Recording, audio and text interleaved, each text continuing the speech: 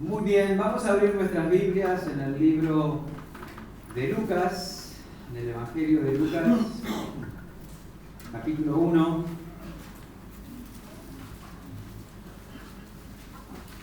Una mañana muy particular, una noche muy particular. Nosotros teníamos una idea de cómo iba a ser la reunión esta mañana, pero Dios determinó otra cosa. Y de cualquier manera, muchas gracias damos al Señor que podemos congregarnos y participar de este culto. Hay algunos lugares que han sido muy afectados por este temporal, iglesias, casas de los creyentes y algunos creyentes que conocemos, pero gracias al Señor que podemos ver aún su mano en cosas como estas. Así que leamos Lucas capítulo 1, versículos 67 al 80.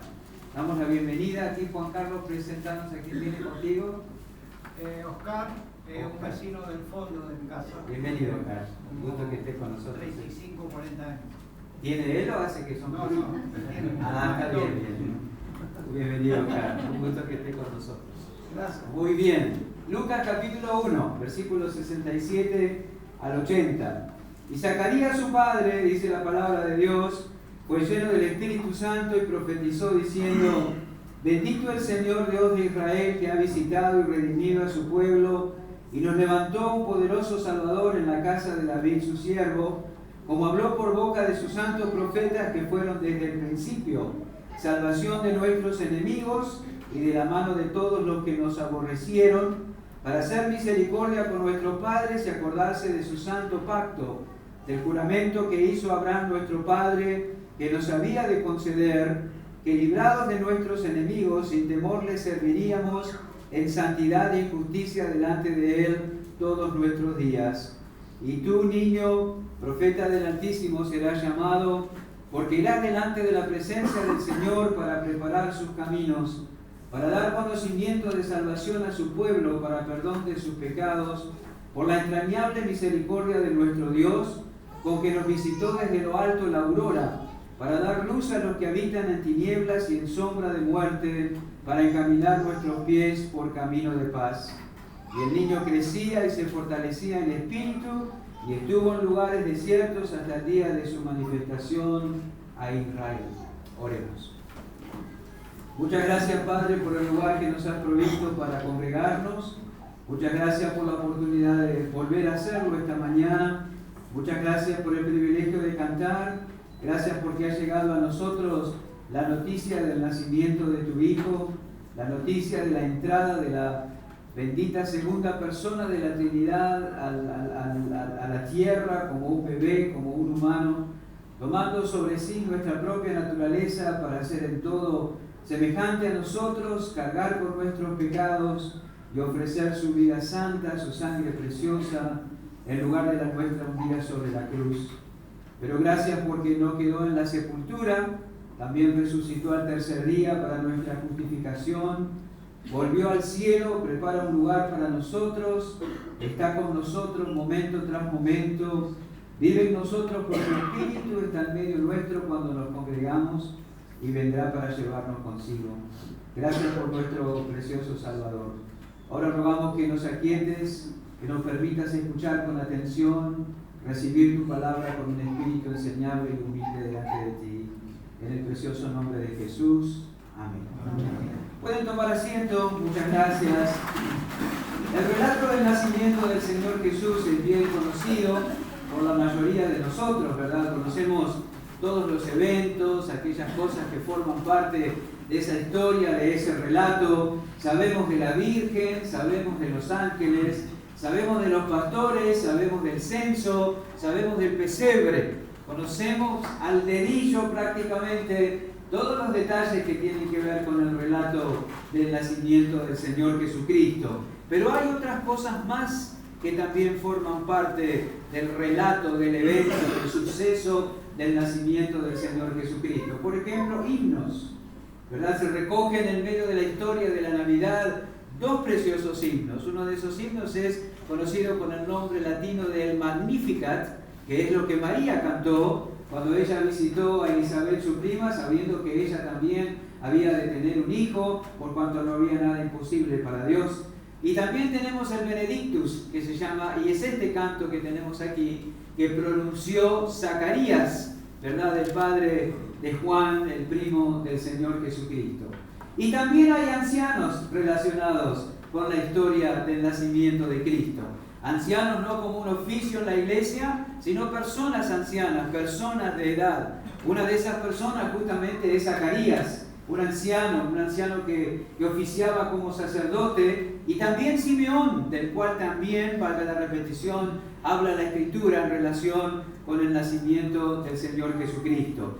De esos dos ancianos vamos a estar hablando hoy y el domingo que viene, de Zacarías y de Simeón, relacionados precisamente con todo este relato y la historia de la Navidad. Ya lo dijimos, María cantó al visitar a su prima Elizabeth, al saber que ella también iba a tener un hijo milagrosamente, por cuanto era mayor, por cuanto era estéril. Ese niño de Elizabeth había sido objeto de oración y de ruego por años de parte de ella y de su marido Zacarías. Y Zacarías, el padre de ese bebé, también cantó cuando su hijo nació, y es lo que tenemos aquí en estos versículos del capítulo 1 de Lucas que acabamos de leer. El hijo de Zacarías fue Juan, ¿verdad? Juan el bautizador, Juan el Bautista, como lo llaman algunos, aunque el término más apropiado sería el que bautizaba, el bautizador, ¿verdad? Y Zacarías cantó alabando al Señor cuando ese niño nació.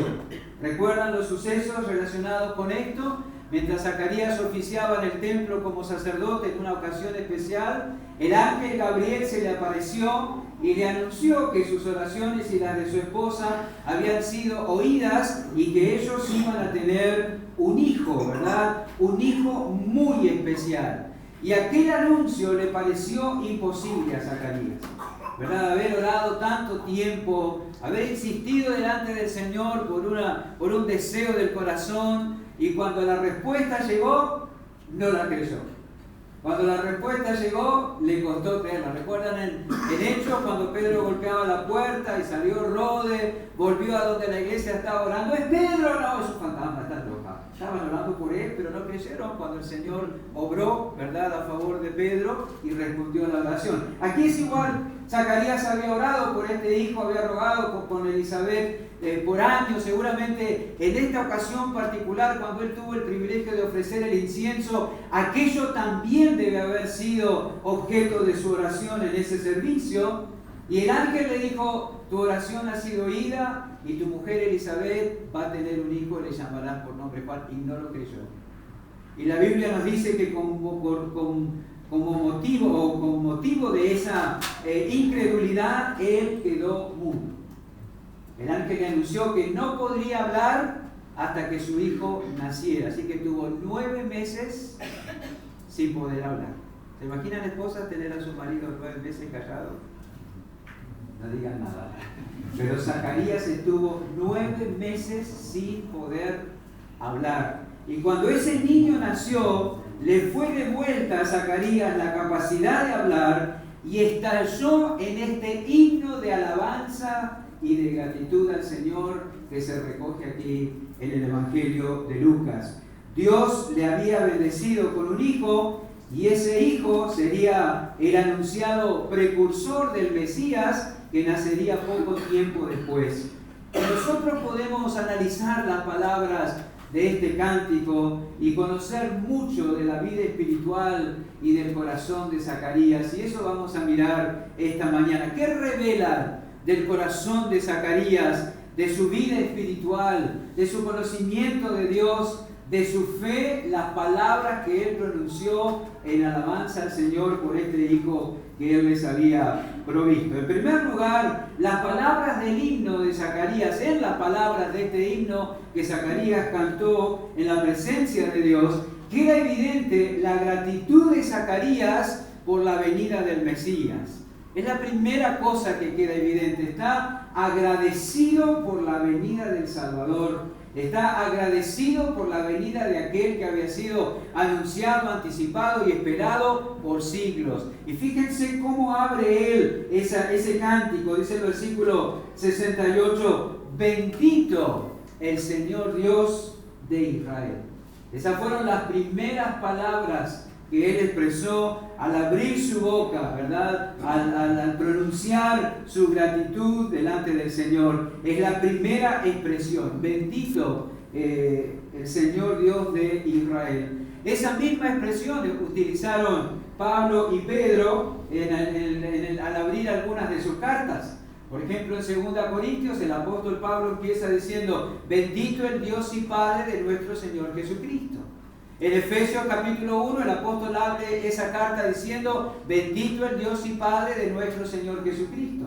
Pedro abre su primera carta con la misma expresión: bendito el Dios y Padre de nuestro Señor Jesucristo. Zacarías empieza a alabar al Señor y la primera expresión que utiliza es: bendito el Dios de Israel, el Señor Dios de Israel. ¿Por qué bendice Zacarías al Señor de esa manera? Lo dice que ha visitado ahí en el versículo 68 y redimido a su pueblo y nos levantó un poderoso Salvador. Ahí está la razón de por qué Zacarías bendice al Dios de Israel, porque nos ha levantado, nos ha dado, ha visitado y redimido a su pueblo y ha levantado un poderoso Salvador. Es muy probable que nos cueste a nosotros un poquito, bastante, entender la intensidad con la que se expresa Zacarías. Nosotros lo leemos así rápidamente, lo leemos así suavemente: bendito el Señor Dios de Israel, y es probable que nos cueste captar la intensidad de la expresión de Zacarías. Nosotros debemos hacer el esfuerzo de ponernos en su lugar y pensar que el conocer la promesa más antigua y preciosa del Antiguo Testamento, el recrearse, el nutrirse, el fortalecerse, el alentarse por años en la promesa más antigua y más preciosa del Antiguo Testamento, y de repente tomar nota de que esa promesa se está cumpliendo delante de sus ojos. Maravilloso eso. Por eso no podemos entender y captar la intensidad. Él no debe haber dicho bendito el Dios, no debe haber dicho bendito el Señor, Dios de Israel, que ha visitado y redimido a su pueblo y nos ha levantado un poderoso Salvador. Tantos años anunciado, tantos años esperado, tantos años anhelado, ya viene. Con esa intensidad debe haberse expresado él en la presencia de Dios. Debemos también hacer el esfuerzo por entender cuán oscura e imperfecta era la comprensión que tenía Zacarías, como los demás de su tiempo, del Evangelio. ¿Verdad? La confusión. No tenían una comprensión completa ni perfecta como nosotros la tenemos. Sin embargo, ante la venida del Salvador, él exclama con intensidad en su corazón: bendito el Señor, Dios de Israel. Ellos estaban, o él mejor dicho, nutría su expectativa y su esperanza con sombras y tipos. Cada vez que se acercaban al templo y veían aquel velo y sabían que detrás estaba el lugar santísimo y la presencia de Dios, probablemente esas almas sensibles, espirituales, tiernas delante del Señor pensaban: ¿cuándo se abrirá esa entrada para todos? O cuando ofrecían los corderos en el altar de bronce a la entrada: ¿cuándo tendremos que dejar de presentar esto? Y vendrá aquel que con un solo sacrificio pagará por todos nuestros pecados y por los pecados de todos. Deben haberse animado y alentado y renovado esa esperanza al considerar las sombras y los tipos. Pero ahora había llegado el tiempo del cumplimiento. Y él dice: bendito el Señor Dios de Israel. Fijémonos la imagen con la que él cierra su cántico y vamos a poder captar algo más de eso. Versículo 78 dice: por la entrañable misericordia de nuestro Dios, con que nos visitó desde lo alto en la aurora, para dar luz a los que habitan en tinieblas y en sombra de muerte, para encaminar nuestros pies por camino de paz. Era común ver por las tierras de Israel caravanas de comerciantes, ¿verdad? Personas que en el buen sentido traficaban con mercaderías y con bienes. Estar en el medio de esas rutas y de esos caminos con sus camellos cargados o con sus burros cargados y que los agarrara la noche era realmente peligroso. No había señalización, no había rutas, no había caminos. Había que guiarse de alguna forma por las estrellas. Había que guiarse de alguna manera natural para no extraviarse en el camino. Pero era muy común que caravanas y comerciantes y traficantes se extraviaran en la oscuridad. Y ahí estaban sin saber para dónde ir, sabiendo que estaban a merced de bestias o de ladrones, sin nada que les indicara el camino, cayendo en un estado, muchas veces, dicen los que narran cosas de aquel entonces, en un estado de desesperación. Pero de repente, aquí lo habla así Zacarías, pensando en una caravana perdida, sumida en el medio de la oscuridad, en medio de grandes peligros, aparece una luz en el cielo que alumbra todo el terreno y que indica el camino por el que hay que andar. Él lo dice ahí: dar luz a los que habitan en tierra de tinieblas y en sombra de muerte, para encaminar nuestros pies por camino de paz. Y él compara la venida del Mesías, el cumplimiento, como esa luz que brillará o que brilla en medio de la oscuridad, dando dirección y firmeza a los pies de los extraviados. Así ilustra él la venida. Y por eso clama: bendito el Señor Dios de Israel. Esa es la imagen que él emplea para hablar de lo que implicaba la venida del Mesías. Así concebía este hombre la venida del Mesías. Por eso bendice al Señor con tal intensidad. Hermanos y amigos queridos, lamentablemente los creyentes del día de hoy puede que no estimemos en su debido valor el privilegio tan inmenso de vivir no en el tiempo de los tipos y de las sombras, sino en el tiempo del cumplimiento. Nosotros vivimos en el tiempo del cumplimiento y probablemente no lo apreciemos y no lo estimemos en la medida adecuada, ¿verdad? Nosotros vivimos en el tiempo de la consumación, en el tiempo de lo pleno. Nosotros vivimos bajo la luz del Evangelio. Todo lo que Zacarías y los demás de aquel tiempo vivían era apenas un vislumbre del día que iba a amanecer, pero que nosotros disfrutamos a plenitud. Nosotros disfrutamos a plenitud, aún con conocimiento parcial, aún con experiencia imperfecta. Zacarías estaba lleno de gratitud por el obrar de Dios, por la luz que tenía. ¿Cuánto más deberíamos estarlo nosotros? ¿Verdad? ¿Cuánto más deberíamos estarlo nosotros? Y una nota exquisita que surge del relato. Recuerden que Zacarías había estado y permanecido mudo durante todo el embarazo de Elizabeth. Y cuando el niño nació y le fue de vuelta el habla, lo primero que hizo fue bendecir al Señor Dios de Israel. ¿Por qué? Por la salvación que había prometido y por el Salvador que enviaba. Seguro ese había sido el asunto de su pensamiento y de su meditación durante todo el tiempo que estuvo en silencio. Porque fue lo primero que habló cuando pudo hacerlo. Y nosotros estamos en medio de la prueba y cuando salga de esta, ¿y cuándo voy a salir de esta? Y mira, ahora voy a saber realmente quiénes son los hermanos que me aman porque estoy en la prueba. Esos son muchas veces los pensamientos que tenemos mientras estamos en las dificultades. Indudablemente no era el pensamiento de Zacarías, porque apenas salió de la prueba, abrió su boca y bendijo al Señor Dios. Dijo: no saben cómo la que he pasado. Nadie me mandó un mensaje durante el tiempo de... Nada de eso. Bendijo al Señor Dios de Israel. Él usó bien sus facultades interiores cuando le fue quitada el habla y meditó profundamente en el tiempo que estaban viviendo y en lo que Dios estaba haciendo. Y al volver a hablar, bendito el Señor Dios de Israel.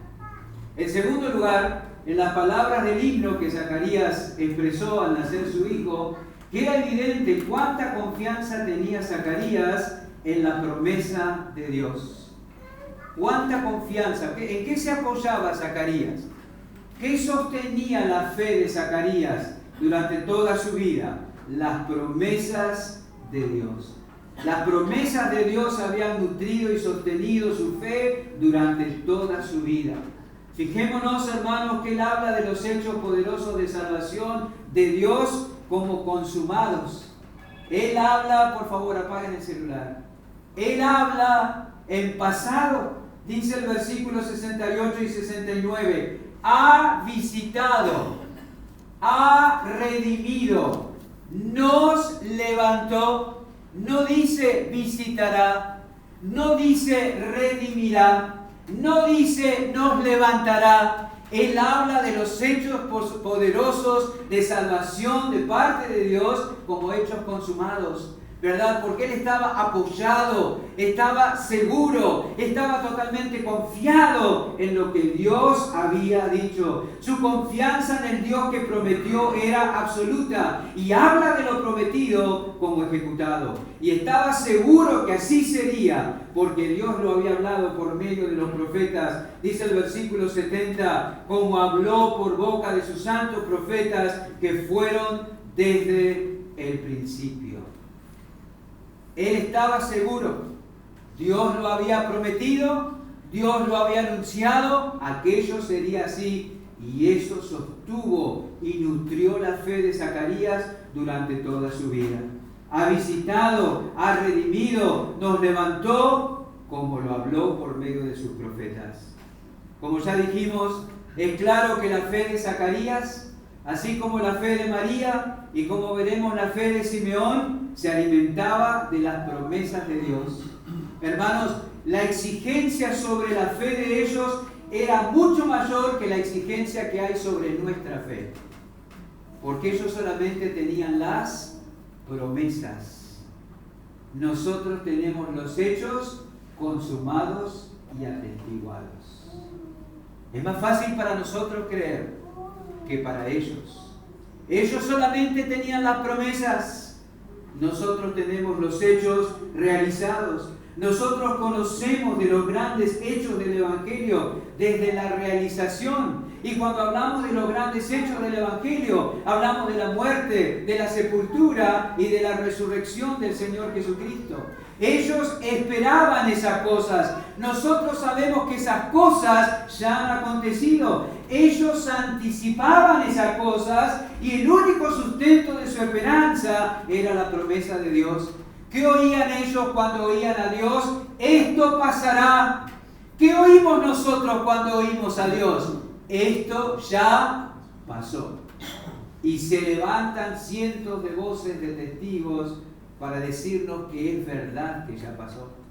Lo vimos en 2 Pedro capítulo 1. Yo no les di a conocer mi conocimiento, valga la expresión, de la gloria y de la majestad de Cristo como producto de mi imaginación o como yéndolo de otros. Yo lo vi. Yo vi la gloria del Señor. Yo oí la voz del cielo del Padre que decía: este es mi Hijo amado, a Él oíd. Juan dice: lo que hemos visto, conocido, lo que hemos oído y lo que hemos palpado. Palpado. Ellos oían: esto va a pasar, y se agarraban con firmeza de eso. Nosotros oímos: esto pasó, y fulano y mengano y sultano lo atestiguan. 1 Corintios 15 dice que Jesús resucitado apareció a más de 500 hermanos a la vez. Los hechos consumados. ¿Qué diferencia entre el sustento de la fe de ellos y el sustento de nuestra fe? Y tal como Dios lo prometió, así sucedió. Muchos dijeron: yo soy testigo, pero Zacarías no tuvo eso. María no tuvo eso. Simeón no tuvo eso. Y al ver la consistencia y la firmeza de la fe de ellos, deberíamos avergonzarnos, hermanos. Deberíamos avergonzarnos nosotros. No lo tengamos en poco a los santos del Antiguo Testamento, como muchas veces hacemos. Su confianza, sus convicciones, la consistencia de su fe debe ser admirada, realmente.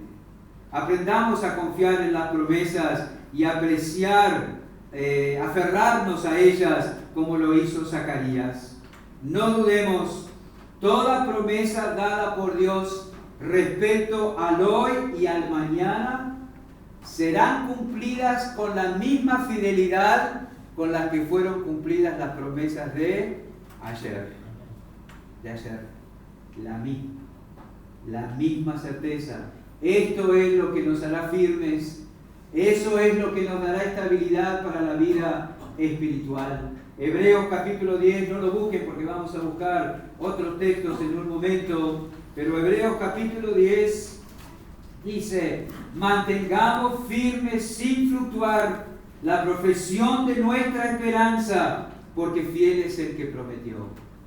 Mantengamos firmes sin fluctuar la profesión de nuestra esperanza, porque fiel es el que prometió. ¿Te apoyas en las promesas de Dios? ¿Confías en las promesas de Dios? ¿Meditas en las promesas de Dios? ¿Te aferras a las promesas de Dios? Eso dará consistencia, firmeza, estabilidad a tu fe. Pensemos, vayan conmigo a Juan capítulo 10. No pierdan Lucas porque vamos a volver allí. Juan capítulo 10, versículo 27 dice: mis ovejas oyen mi voz y yo las conozco y me siguen. Y yo les doy vida eterna y no perecerán jamás, ni nadie las arrebatará de mi mano. Mi Padre que me las dio es mayor que todos y nadie las puede arrebatar de la mano de mi Padre. ¿Medita frecuentemente en esa promesa? ¿Te apoyas frecuentemente en esa promesa? ¿Estás aferrado a esa promesa? Nadie las arrebatará de la mano de mi Padre. Nadie las arrebatará de mi mano. No perecerán jamás. Primera Tesalonicenses capítulo 5. Primera Tesalonicenses capítulo 5.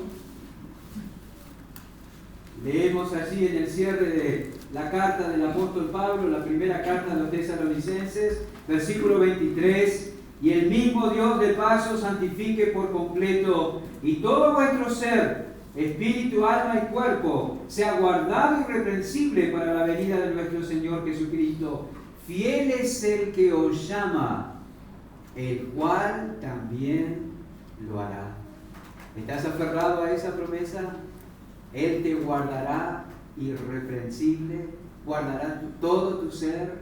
Él te ha llamado a la santificación y promete que lo hará. Segunda Tesalonicenses capítulo 3, versículo 1. Por lo demás, hermanos, orad por nosotros, para que la palabra del Señor corra y sea glorificada, así como lo fue entre vosotros, y para que seamos librados de hombres perversos y malos, porque no es de todos la fe, pero fiel es el Señor, que os afirmará y guardará del mal. ¿Meditas en esta promesa frecuentemente? ¿La tomas por cierta? A veces llamamos promesas a cosas que no son promesas. Dice, todo lo puedo. A mí me encanta esa promesa que dice, todo lo puedo. Eso no es una promesa. Esto es una promesa. Tengamos cuidado a dónde nos estamos apoyando. Hebreos capítulo 10. Hebreos capítulo 10, versículo 12.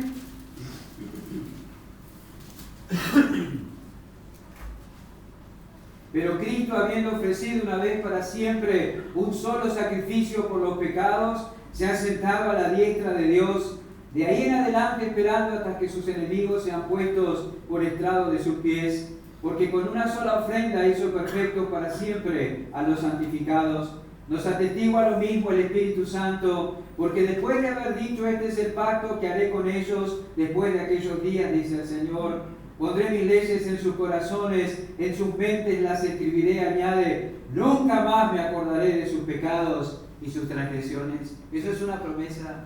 ¿Estás aferrado a eso? Algunos dicen, no, voy a ver cuando llegue allá si el Señor... Si eres un creyente verdadero, jamás puedes hablar así. Si hablas así, no eres un creyente verdadero. Aquí dice que nunca más, y nos apoyamos, y confiamos, y nos asimos de esa promesa. Hebreos capítulo 13, ahí nomás, lo hemos citado muchas veces, versículos 15, 5 y 6. Sean vuestras costumbres sin avaricia, contentos con los que tenéis ahora, porque Él dijo, no te desampararé, ni te dejaré. De manera que podemos decir confiadamente, el Señor es mi ayudador, no temeré lo que me pueda hacer el hombre. ¿Le tomas por cierto esta palabra a Dios? ¿Te apoyas en eso? ¿Te aferras a esa certeza de parte de Dios? No te desampararé, ni te dejaré. Y por último, 2 Pedro, la segunda carta del apóstol Pedro, capítulo 3, versículo 11. Puesto que todas estas cosas han de ser deshechas, ¿cómo no debéis vosotros andar en santa y piadosa manera de vivir, esperando y apresurándoos, para la venida del día de Dios, en el cual los cielos encendiéndose serán deshechos y los elementos siendo quemados se fundirán? Pero nosotros esperamos, según su promesa, cielos nuevos y tierra nueva, en los cuales mora la justicia. ¿Qué estás esperando? Ay, espero que este gobierno funcione. Espero que a mis hijos les vaya bien cuando crezcan. Los estoy preparando para que cuando lleguen a la vida adulta sean... Está bien todo eso, pero nosotros esperamos cielos nuevos y tierra nueva. Eso esperamos. ¿Son estas promesas las que te sostienen? A Zacarías lo sostenían las promesas. Nosotros meditamos y nos aferramos continuamente a estas promesas. ¿Son estas promesas o promesas como esta el sustento de tu fe? Quizá no conoces al Salvador, pero escucha su promesa para ti. Juan capítulo 6, el Evangelio de Juan, el capítulo 6. Estas son promesas que el Señor Jesús te hace a ti que aún estás perdido en el pecado y en seguridad para venir a Él. Todo, capítulo 6, versículo 37. Todo lo que el Padre me da vendrá a mí, y el que a mí viene no le echo fuera. Porque he descendido del cielo, no para hacer mi voluntad, sino la voluntad del que me envió. Y esta es la voluntad del Padre, el que me envió, que de todo lo que me diere, no pierda yo nada, sino que lo resucite en el día postrero. Y esta es la voluntad del que me ha enviado, que todo aquel que vea al Hijo y cree en Él tenga vida eterna, y yo le resucitaré en el día postrero. No importa el pecado que hayas cometido, si te arrepientes sinceramente en tu corazón y vas a Cristo confiando en Él como Salvador, Él te recibirá. Él te recibirá y te guardará y te resucitará en el día postrero. Esa es la promesa del Señor para contigo. Aférrate a su palabra, escucha su voz, arrepiéntete del pecado, aférrate a su palabra. Hermano querido, Él ha prometido no acordarse de tus pecados. Él ha prometido no desampararte ni dejarte. Él ha prometido completar tu santificación. Él ha prometido guardarte del mal. Él ha prometido resucitarte en el día postrero. Y Él ha prometido una existencia eterna en un cielo y una tierra nueva. Estas promesas ¿sostienen y sustentan tu fe de verdad? ¿O tienes otro fundamento para tu vida? Tienes otro fundamento para tu fe. Y esta maravillosa verdad, en el Evangelio de Juan, estamos ahí, capítulo 14. El Evangelio de Juan, el capítulo 14. No se turbe vuestro corazón, creéis en Dios, creed también en mí. En la casa de mi Padre muchas moradas hay. Si así no fuera, yo os lo hubiera dicho. Voy pues a preparar lugar para vosotros. Y si me fuere y os preparare lugar, vendré otra vez. Aquí tiene que entrar. Aquí tiene que estar. Vendré otra vez y os tomaré a mí mismo, para que donde yo estoy, vosotros también estéis. Tan cierto como fue prometido en su primera venida, y así fue, lo será en su venida por los suyos, y finalmente al mundo. Es seguro. ¿Son estas promesas el sustento, el apoyo de tu fe? ¿Meditas en ellas? Dios no olvida sus palabras. Como se señala en el Antiguo Testamento, Él no dejará caer a tierra ninguna de sus palabras. Como también se asegura en el Antiguo Testamento, Él no es hombre para que mienta, ni hijo de hombre para que se arrepienta. Las palabras del himno que entonó Zacarías cuando nació su hijo manifiestan la confianza que él tenía en las promesas de Dios. ¿Tú tienes esa confianza en las promesas de Dios? En tercer lugar, volviendo a Lucas capítulo 1, aprendemos en las palabras del himno que Zacarías cantó cuando nació su hijo, el concepto tan claro que él tenía de lo prometido. No solamente creía en las promesas de Dios así como algo general, ¿verdad? Sí, yo creo en lo que Dios ha prometido y yo creo en lo que Dios ha dicho. Él tenía un concepto muy claro del alcance de lo prometido. Tenía un discernimiento profundo del alcance de lo prometido. Fíjense, volviendo ahí a Lucas capítulo 1, versículo 71, dice: salvación de nuestros enemigos y de la mano de todos los que nos aborrecieron, para hacer misericordia con nuestros padres y acordarse de su santo pacto, del juramento que hizo Abraham nuestro padre, que nos habría de conceder, que librado de nuestros enemigos, sin temor le serviríamos en santidad y justicia delante de Él todos nuestros días. Él tenía una comprensión profunda del alcance de lo que Dios había prometido. Fíjense que Él habla de la salvación de nuestros enemigos y de la mano de todos los que nos aborrecieron. Él entendía que la salvación, el Salvador que nos era dado, el poderoso Salvador, traería salvación de los enemigos y de todos aquellos, de la mano de todos aquellos que les habían aborrecido.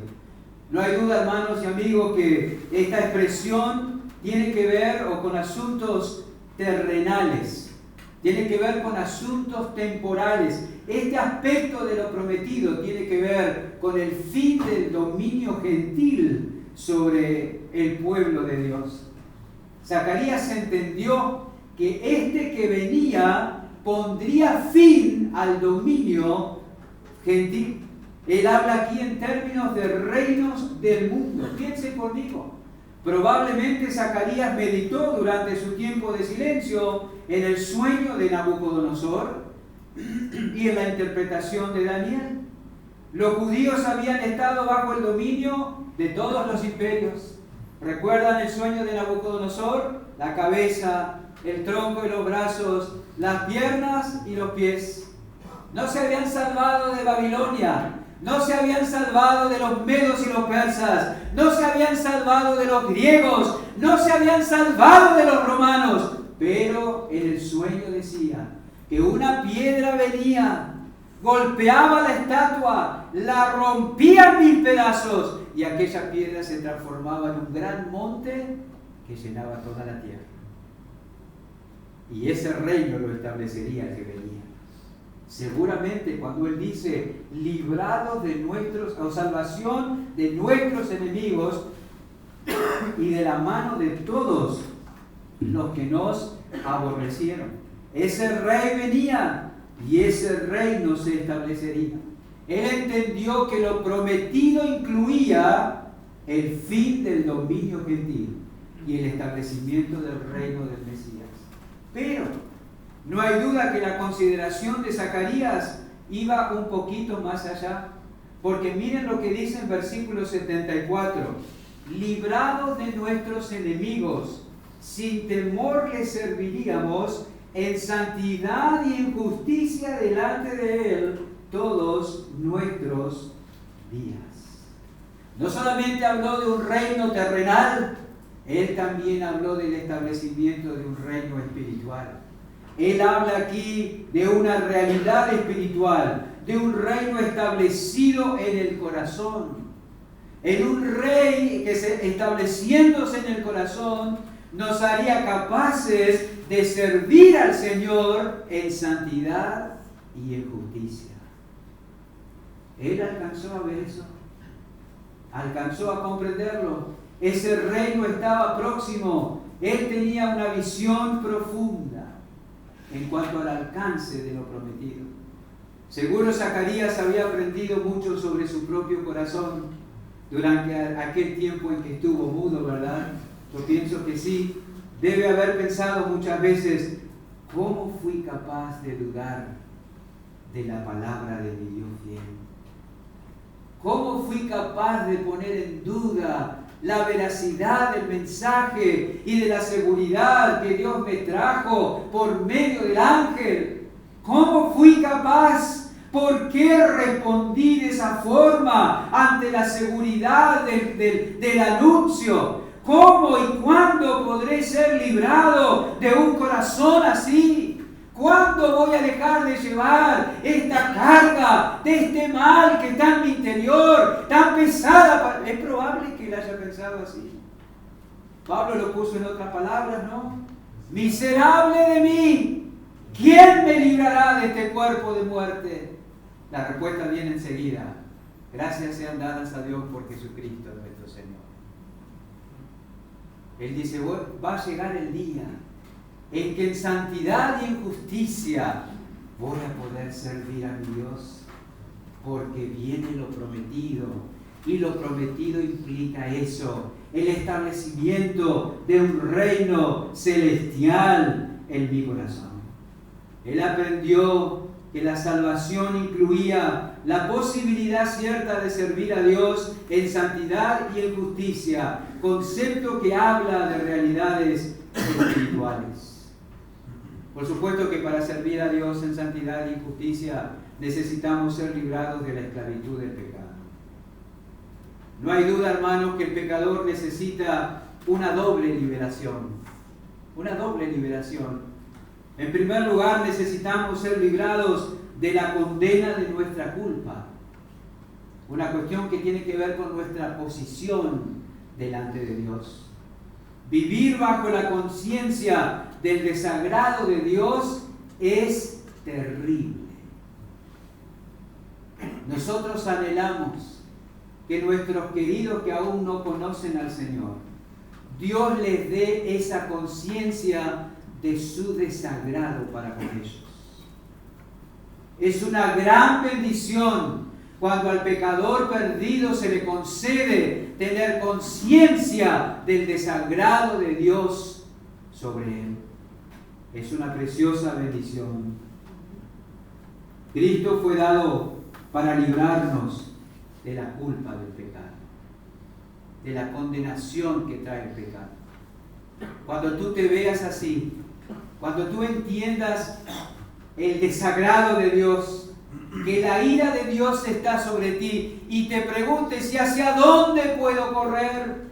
¿Dónde puedo encontrar alivio? Cristo. A Él. A Él. A Él. La sangre de Jesucristo, su Hijo, nos limpia de todo pecado. La sangre de Jesucristo limpia nuestras conciencias de obras muertas. La sangre de Jesucristo.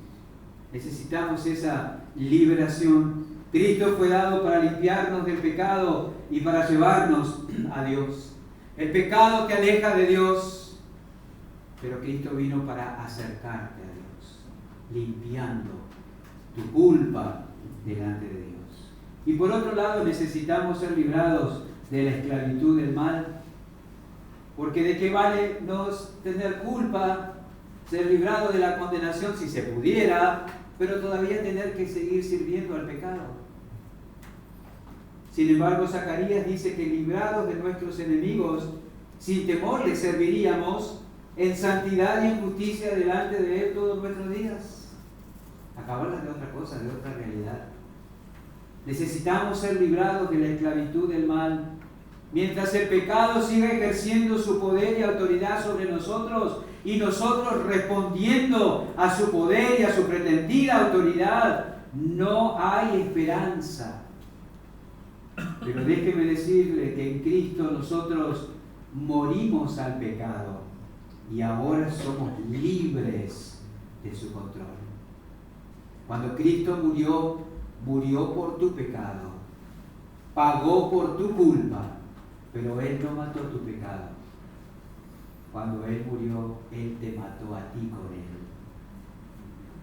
Él murió por mi pecado y yo morí con Él para no ser esclavo del pecado. Ah, pero yo ni había nacido. Bueno, pero Dios lo dice, Dios lo asegura acá y yo lo creo. Por fe andamos, no por vista.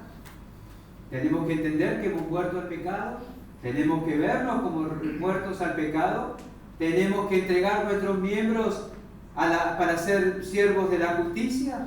En esa conciencia tenemos que vivir todos los días. Cristo murió para librarme de la condenación y yo morí con Él al pecado para santificación. Zacarías no lo expresó así, pero todo eso, ¿verdad?, que él aún no comprendía en su totalidad, estaba implícito. Porque él dijo, por este que viene, vamos a ser capaces de servirle en santidad y justicia todos los días de mi vida. Qué preciosa la salvación. Qué precioso el Salvador. No te olvides. No solamente fuiste librado de ir al infierno. No solamente puedes ser librado de ir al infierno. También fuiste librado del poder del pecado. Puedes ser librado de la esclavitud del pecado. El Señor obró ambas cosas. Esa doble liberación fue obrada por Cristo y con razón Zacarías dice: bendito el Señor Dios de Israel, que ha visitado y redimido a su pueblo y nos levantó un poderoso Salvador. Por este Salvador odiamos lo que antes amábamos y ahora podemos servirle en santidad y en justicia. Tal era la comprensión de Zacarías. Y en cuarto y último lugar, en las palabras de Zacarías, en el himno que él entonó, también se pone de manifiesto su comprensión del desarrollo del plan de Dios. Él termina el himno hablándole a su hijo, versículo 76, y tu niño, profeta del Altísimo, será llamado, porque irá delante de la presencia del Señor para preparar sus caminos. Él sabía cómo se iba a desarrollar el plan de Dios. Se levantaría Juan, su hijo, desarrollaría un ministerio de despertar la conciencia del pueblo.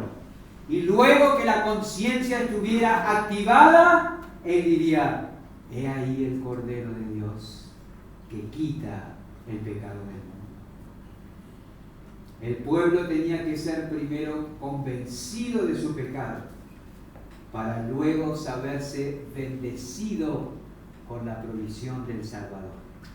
Y para convencerlo vino Zacarías. Acá en el libro de Lucas, el capítulo 3, el versículo 3, ahí a la derecha: él fue por toda la región contigua al Jordán, predicando el bautismo del arrepentimiento para perdón de pecados, como está escrito en el libro de la palabra del profeta Isaías, que dice: voz del que clama en el desierto, preparad el camino del Señor, enderezad sus sendas. Ese era el ministerio de Juan.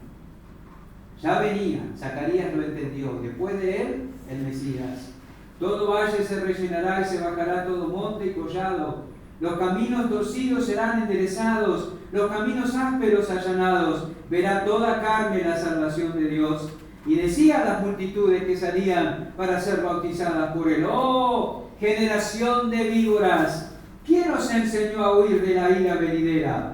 Haced pues frutos dignos de arrepentimiento, y no comencéis a decir dentro de vosotros mismos: tenemos a Abraham por padre, porque os digo que Dios puede levantar hijos a Abraham aún de estas piedras. Y ya también el hacha está puesta a la raíz de los árboles. Por tanto, todo árbol que no da buen fruto y se corta, que no da buen fruto, se corta y se echa en el fuego. Y la gente le preguntó preguntaba diciendo: entonces, ¿qué haremos? Se despertó la conciencia. Ojalá un día prediquemos de tal manera que la respuesta de la gente sea: ¿y ahora qué hago? ¿A dónde voy? Y Juan señalaba a Cristo. Zacarías lo entendió. Tú, hijo, eres el profeta del Altísimo. Eres el que anunció el profeta, el mensajero. Vienes para preparar el camino. Tú vas a predicar: arrepiéntense y miren al Cordero. Y fíjense lo que obtendrían al mirar al Cordero. Versículo 77. Dar conocimiento de salvación a su pueblo para perdón de sus pecados. Lucas 1. Por la entrañable misericordia de nuestro Dios, con que nos visitó desde lo alto la aurora, para dar luz a los que habitan en tinieblas y en sombra de muerte, para encaminar nuestros pies por camino de paz. Si se arrepentían y creían, alcanzarían perdón, alcanzarían luz, alcanzarían paz. 3 preciosos bienes. Bienes. ¿Has hecho tuyo por la fe esos preciosos bienes? ¿Sabes algo del perdón? ¿Has hallado descanso para tu conciencia en la promesa de Dios en Hebreos 10? ¿Nunca más me acordaré de tus pecados o transgresiones? ¿O todavía luchas con eso? ¿Te has vuelto de las tinieblas a la luz? ¿O aún permaneces en tinieblas espirituales? Muchos permanecen en las tinieblas de la religión y aún del paganismo. Muchos permanecen aún encadenados a la oscuridad de la ignorancia, sin saber que ha sido dado un Salvador, como dice Zacarías, un poderoso Salvador. ¿Tú tienes paz en tu conciencia? ¿Puedes acercarte con confianza a Dios? Déjame decirte que el perdón, la luz y la paz son las realidades del verdadero cristiano. ¿Están en tu vida? ¿Tienes el testimonio del Espíritu en tu corazón? Si no, arrepiéntete y ve a Cristo, confiando en Él como Salvador. En cierto momento de la historia de la lucha de la independencia de la India, una ciudad fue sitiada y estaba a punto de caer. En la ciudad sitiada, una mujer enferma se despertó de su sueño gritando: ¡estamos salvados! ¿No escuchan la música? ¡Ya vienen! ¡Ya vienen!, gritaba. Nadie escuchaba nada. Pero el hecho es que pocas horas después llegó una fuerza de socorro y los sitiados fueron librados. Este cántico de Zacarías es como esa música lejana de la salvación que llegaba. Bendito el Señor, Dios de Israel, que nos levantó un poderoso Salvador. Y aún aguardando el cumplimiento de la promesa, consciente de la imperfección de los ritos y las sombras, estaba a la puerta el cumplimiento. Y Zacarías bendijo al Señor. El Salvador se vino, nosotros estamos de este lado. El Salvador se vino, obró la salvación, disfrutamos de eso en plenitud, aguardamos su retorno y la consumación de la redención. Mucho más que Zacarías deberíamos expresar: bendito el Señor Dios de Israel. Bendito el Dios y Padre de nuestro Señor Jesucristo. 3 cosas para llevar a la práctica. Hermanos, aprovechemos bien los tiempos en que somos sometidos a limitaciones. Aprovechemos bien los tiempos en que somos sometidos a limitaciones. Usémoslos para meditar en nuestro Dios, en su persona, en su obra, en su Hijo. Lo que Zacarías expresó pone en evidencia que en el tiempo en que no pudo hablar, no usó sus facultades interiores para amargarse, quejarse, despotricar. Meditó en su Dios, en sus promesas y en el Salvador que vendría. Aprovechemos los tiempos en que somos sometidos a limitaciones. Segundo, apoyémonos confiadamente en la palabra dada por Dios. No hay otra forma de tener firmeza en la fe. No hay otra manera de tener una fe firme y una fe sana. En oportunidades la fe nuestra está apoyada en nuestras propias imaginaciones. Si yo pienso que Dios, pero Él prometió lo que tú piensas, Él aseguró lo que tú crees, Él ha dicho que hará lo que tú piensas e insiste que hará, o son tus propias imaginaciones, o son imaginaciones que has tomado y oído de otras personas. ¿Cómo es? Debemos conocer la palabra de Dios y apoyarnos totalmente en ella. Y tercero, proclamemos con toda confianza y gozo las buenas noticias de salvación. Hermanos, contemos lo que Dios hace en nosotros. Sí, tengo trabajo, cuido a mis hijos, me curó del hinchazón del dedo gordo. Sí, contemos eso. Pero sobre todo, proclamemos y anunciemos al Salvador. La gente no necesita nuestras experiencias, necesita al Salvador. Y lo que la Biblia dice que el Salvador puede hacer por ellos: perdón, paz y luz. Esos tres maravillosos bienes que vienen por conocer al Salvador. Oremos. Muchas gracias, Padre, por el canto de Zacarías, por este hombre que con su ejemplo nos confronta, nos corrige, nos humilla, nos avergüenza en alguna forma. Gracias por dejar sus palabras escritas en tu libro para nuestro provecho y edificación. Un día le conoceremos, un día le veremos. Veremos al poderoso Salvador del que Él cantó y veremos al que cantó del poderoso Salvador. Qué maravilloso, qué expectativa, qué bendita esperanza. Ayúdanos a pensar correctamente, Señor. Ayúdanos a pensar bíblicamente. Ayúdanos a tener un fundamento firme en tu palabra. Usa tu palabra en cada corazón. Tú puedes hacer mucho más de lo que nosotros pedimos o entendemos. Lo creemos firmemente en cualquier corazón, en cualquier circunstancia. Hazlo, Señor, para tu gloria. En el nombre de Jesús.